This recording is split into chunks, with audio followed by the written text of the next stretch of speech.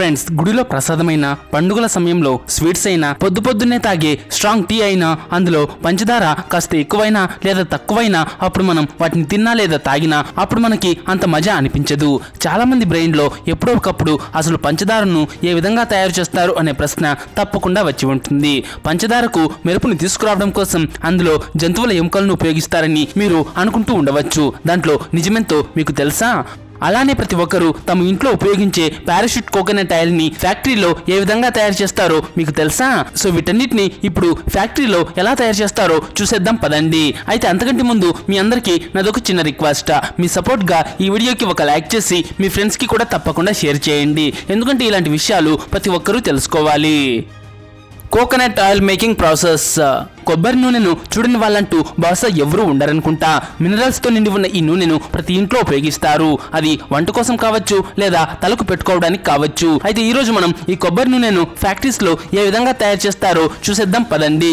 మొట్టమొదట కొబ్బరి చెట్ల నుంచి కొబ్బరి బోండాలను తెంపుతారు. ఫ్యాక్టరీలోకి వచ్చిన ఈ కొబ్బరి బోండాలను మొదట కొన్ని రోజులు ఎండబెడతారు. తర్వాత దానిపైన ఉన్న కొబ్బరి నారును తీసేస్తారు. ఈ కొబ్బరి నారును తర్వాత కొబ్బరి తాళ్ళు తయారు చేయడం కోసం ఉపయోగించుకుంటారు. తర్వాత ఈ కొబ్బరికాయలపైన ఉన్న గట్టి చిప్పను సపరేట్ చేస్తారు.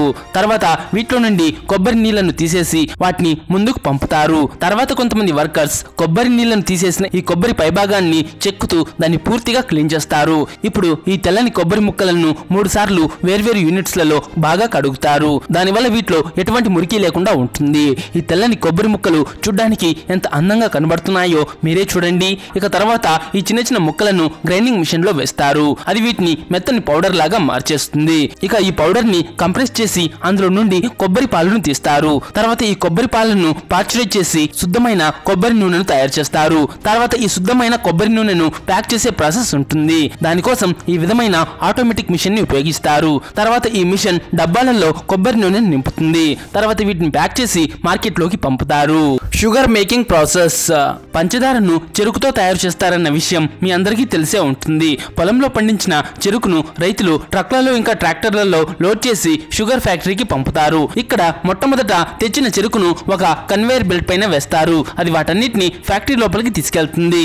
ఈ పెద్ద పెద్ద చెరుకు గడలను లోపలికి వెళ్లే ముందు చిన్న చిన్న ముక్కలుగా కట్ చేయాల్సి వస్తుంది. అందువల్ల ఎంట్రన్స్ లో ఉన్న చాపర్ నుండి ఈ చెరుకు గడలు ఎప్పుడైతే వెళ్తాయో అప్పుడవి చిన్న చిన్న ముక్కలుగా కట్ అవుతాయి. ఇలా చేయటం చాలా అవసరం. ఎందుకంటే ఇంత ఎక్కువ మొత్తంలో ఉన్న చెరుకు గడలు జ్యూసర్ మిషన్ లోకి వెళ్లి స్టక్ అయ్యే ఛాన్సెస్ ఉంది. అందుకే ఇలా చిన్న చిన్న ముక్కలుగా కట్ చేస్తారు. చిన్న చిన్న సైజులో కట్ చేయబడిన ఈ చెరుకు ముక్కలు ఒక కన్వేయర్ బెల్ట్ ద్వారా కాస్త ముందుకు వెళ్లిన తర్వాత అక్కడ వీటిని మొట్టమొదట యాంటీ బ్యాక్టీరియల్ కలిపిన నీటితో శుభ్రంగా కడుగుతారు.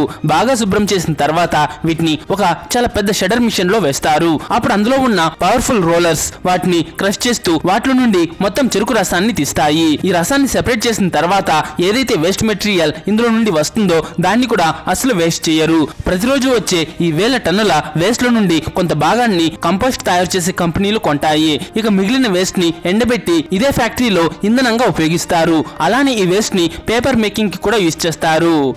ప్రతి నిమిషం తయారయ్యే ఈ 100 టన్నుల చెరుకు రసాన్ని ప్రాసెసింగ్ కోసం పంపించే దానికంటే ముందు దాన్ని ల్యాబ్ లో టెస్ట్ చేస్తారు. ఎందుకంటే ఒకవేళ పొరపాటున ఇందులో ఏదైనా విషపూరితమైన పదార్థం కలిసినట్లయితే ఇది లక్షల మంది ప్రాణాలతో ఆడుకున్నట్లు అవుతుంది. అందువల్ల దీన్ని ఖచ్చితంగా టెస్ట్ చేస్తారు.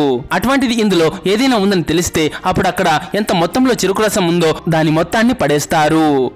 ఒకవేళ అది కరెక్ట్ గా ఉంటే అప్పుడు దాన్ని పెద్ద బాయిలర్ ట్యాంక్ లో పోసి బాయిల్ చేస్తారు. దీన్ని షుగర్ తయారు చేయడం కోసం థిక్ లిక్విడ్ గా మారేంత వరకు బాయిల్ చేస్తారు. 2 గంటలు బాయిల్ అయిన తర్వాత ఆల్కలైజేషన్ మరియు బ్లీచింగ్ ప్రాసెస్ కోసం సల్ఫర్ డయాక్సైడ్ ఇంకా కాల్షియం కార్బోనేట్ అంటే సున్నాన్ని వేసిన తర్వాత దీన్ని 45 నిమిషాలు బాగా కలుపుతారు. దీనివల్ల లిక్విడ్ లో ఉన్న మలినాలు ఇంకా వేస్ట్ అంతా కూడా ఒక లేయర్ లాగా ఇలా పైకి వచ్చేస్తాయి. ఆ లిక్విడ్ పైన కంటిన్యూస్ గా తిరుగుతున్న ఇది దాన్ని బయటకు తీసేస్తుంది. ఇక వేస్ట్ అంతా ఎండిపోయి ఎప్పుడైతే గట్టిగా మారుతుందో అప్పుడు దాన్ని వంట ఇంధనంగా ఉపయోగించుకోవడానికి సెపరేట్ చేస్తారు. ఇక ఆ మిగిలిన లిక్విడ్ ని ఒక పెద్ద ఎవాపరేట్ ట్యాంక్ లోకి పంపుతారు. అక్కడ మరోసారి దీన్ని తిరిగి బాయిల్ చేసిన తర్వాత అందులో ఉన్న లిక్విడ్ ఆవిరైపోయి కింద షుగర్ సిరప్ మాత్రమే మిగిలిపోతుంది.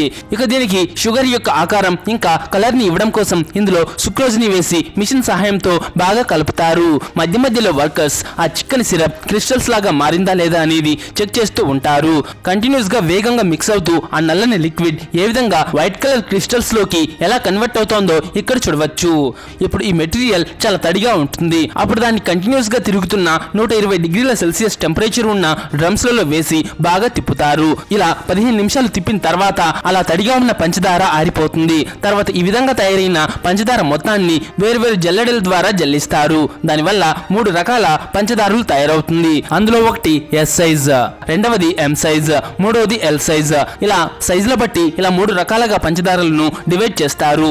దాదాపుగా 1 క్వింటాల్ అంటే 100 కిలోల చెరుకుతో కేవలం 11 నుంచి 13 కిలోల పంచదార మాత్రమే తయారవుతుంది. అయితే ఇందులో జంతువుల ఎముకలు కలుపుతారు అనే విషయం పూర్తిగా నిజమే. పంచదారను తెల్లగా మరియు మెరిసేటట్టుగా తయారు చేయడం కోసం జంతువుల ఎముకల యొక్క చార్కోల్ ని ఉపయోగించేవాళ్ళు. ఈ చార్కోల్ ను జంతువుల యొక్క ఎముకల్ని కాల్చి తయారు చేస్తారు. కానీ ఇండియాలో ఇప్పుడు ఇది బ్యాన్ చేయబడింది. ఇప్పుడు ఈ ప్లేస్ లో బ్లీచింగ్ కోసం సల్ఫర్ డైఆక్సైడ్ ఇంకా సున్నాన్ని ఉపయోగిస్తారు. ఈ విధంగా తయారైన పంచదారను కావలసిన వెయిట్ ప్రకారం పెద్ద పెద్ద బ్యాగ్స్ లలో ప్యాక్ చేస్తారు.